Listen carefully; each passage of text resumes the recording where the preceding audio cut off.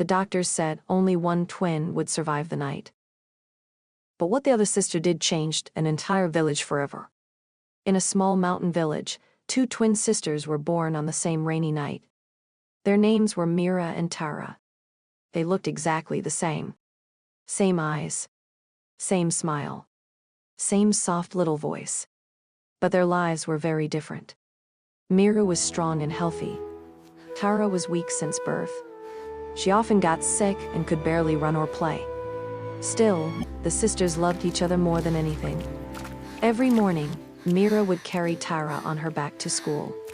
Every evening, Tara would wait at the window until Mira returned home. People in the village used to say, two bodies, but only one heart. Years passed. One winter evening, their father lost his job in the factory. The family became very poor. Sometimes there was only enough food for one child. Their mother would quietly divide one piece of bread into two tiny halves. But Mira noticed something strange. Every night, Tara secretly pushed her own food toward Mira. And every night, Mira secretly pushed it back. Neither sister wanted the other to stay hungry. One cold night, Mira woke up and saw Tara drinking water to stop her hunger. That moment broke her heart. The next morning, Mira made a decision. At just 14 years old, she started working after school at a small tea shop in town. She washed cups, cleaned tables, carried heavy buckets. Her hands became rough and red from the cold water. But every evening, she came home smiling with a little packet of food for Tara. Tara cried the first time she saw it. "Why are you doing all this for me?" she asked. Mira smiled softly. "Because when you smile, I forget all my pain." Years passed again. The twins grew older. Mira dreamed of becoming a teacher. Tara dreamed of becoming a doctor. But there was one problem. The family could only afford education for one daughter. Their father sat silently with tears in his eyes. "I'm sorry," he whispered. "We can only send one of you to the city." That night, not a sister slept. The next morning, Tara suddenly announced, Mira should go. Mira was shocked. "No! Your dream is to become a doctor?" But Tara smiled. "You already sacrificed your childhood for me. Now it's my turn." For the first time in their lives, the sisters argued. Days passed in silence. Then, one evening, Mira discovered something heartbreaking. Tara had secretly sold her favorite necklace, the last gift from their grandmother, to buy Mira's college train ticket. Mira burst into tears. She ran to Tara and hugged her tightly. "How can I leave you behind?" Tara whispered. "Because one of us has to fly first.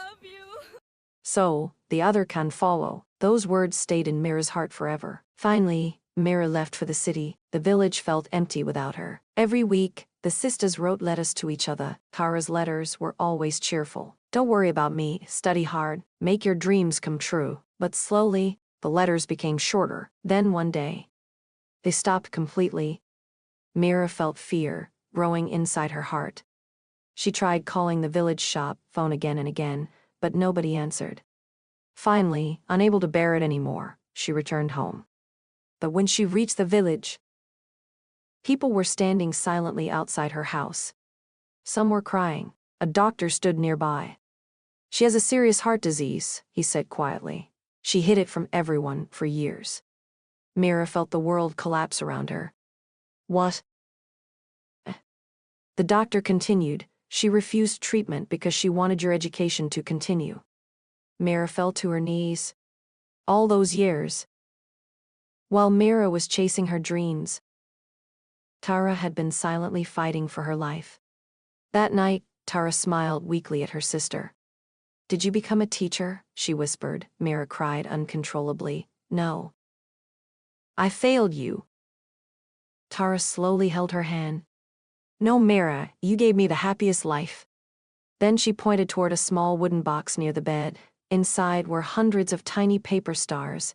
Each star had a handwritten note. Mira opened one. It said, "One day my sister will change the world." Every single night, while suffering alone, Tara had been writing messages of hope for her sister. Suddenly, Tara whispered softly, Promise me something." "Anything," Mira cried. "Teach children in this village for free, so no child loses their dream because of money." Mira held her hand tightly. "I promise."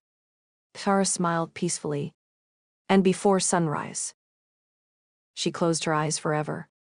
The entire village cried that day. But Mira remembered her promise. Months later, she opened a tiny free school under a large banyan tree. At first, only 5 children came. Then 10. Then 50. Years passed. That little school slowly became the biggest learning center in the region. Poor children studied there for free. Some became teachers. Some became engineers. Some became doctors. And at the entrance of the school, there was a beautiful statue of 2 twin sisters holding hands. Under it, one sentence was written: "Real love is not about living for yourself, but giving someone else the chance to shine." And every evening, when the sun touched the mountains, Mira would look at the sky and whisper, "We did it together, Tara."